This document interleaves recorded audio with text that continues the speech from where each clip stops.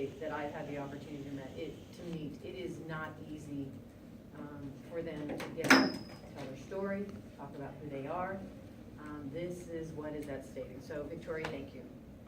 I so appreciate you coming forward and talking to all of us, but also sharing your story, because I think people need to understand that when we are talking about Dreamers and we are talking about DACA, and this is the 4th anniversary of the program, we are actually keeping families together. That's what this is about. These are people that are in our community. They're going to our grocery stores, they're going to our churches, they're at work. These are not nameless or faceless people. These are real families. And it is about keeping them together. It is about ensuring they have every opportunity that we've all had. We are a nation of immigrants. You just heard it.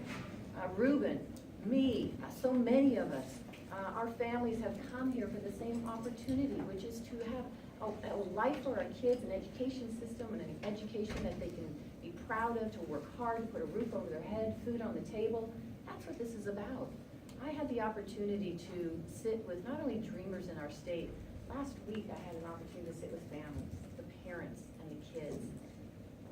And I will tell you, if anybody sat down and talked with them, you would see how every day they fight to have the same opportunities that we have. And these kids are afraid that when they leave their house that morning, when they come back, their parents may not be there. I don't know about all of you growing up, but I can't imagine growing up under that burden and being concerned whether my parents were going to be there when I got home.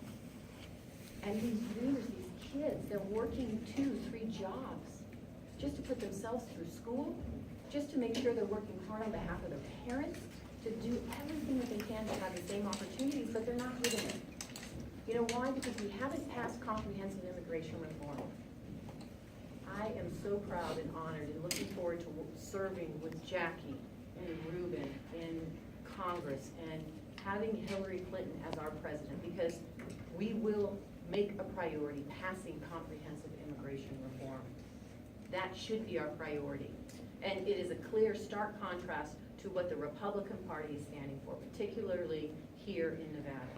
Listen, because of this program, DACA program, here in Nevada, we have protected 12,268 Dreamers just in Nevada alone, and across the country, over 500,000 of them. That's what's at stake, protecting people, keeping them together, and not tearing them apart. You know, I have an opponent, Congressman Heck, who thinks differently. He says one thing, but if you look at his voting record in Congress, he does something just the opposite. He voted to defund DACA. He supports repealing the constitutional right to birthright citizenship.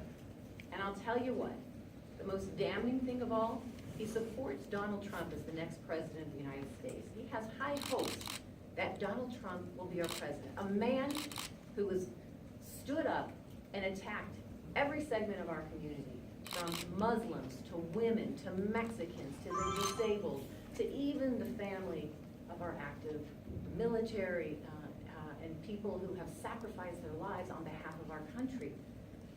How can anybody not stand up to a president who has no business, has no qualifications, no experience, his base and foundation is based on discrimination and hate? How can anybody not stand up to that in this day and age? And if you want to represent this state, you want to be the next United States Senator, you better be standing up to the people of that state.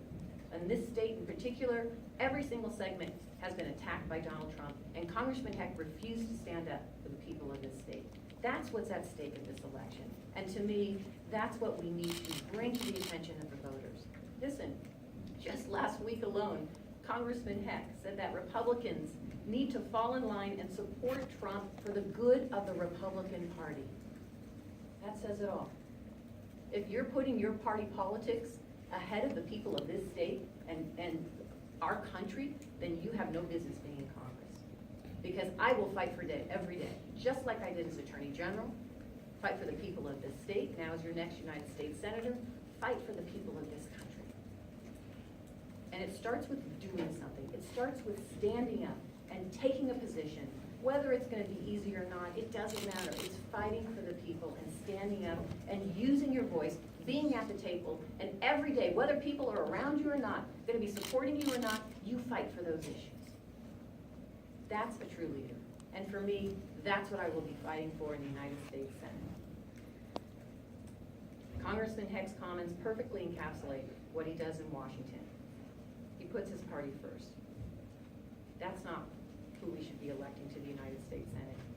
And I'll tell you what, for me, a state that I grew up in, a state that I'm proud to call home, I come from a family of immigrants.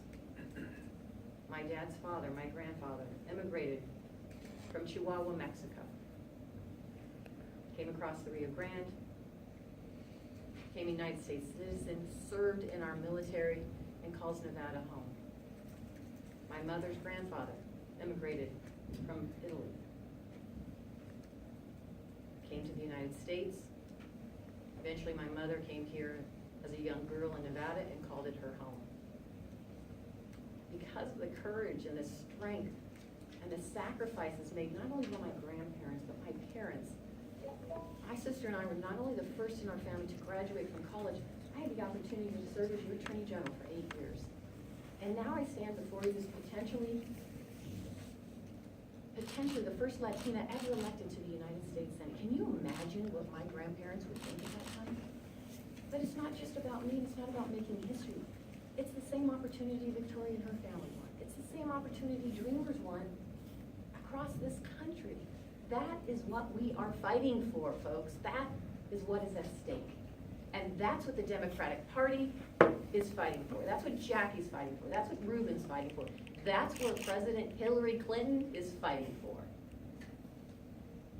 So if you care about your families and your future, you're going to get out and vote. And we're going to continue to support. We are going to continue to support programs like this until we have the opportunity to pass comprehensive immigration reform, which keeps our families together but contributes to our economy. There's so many pluses to it. So thank you all for coming out. Thank you, Victoria, for sharing your story. And thank you to my wonderful colleagues, future colleagues in the United States Senate.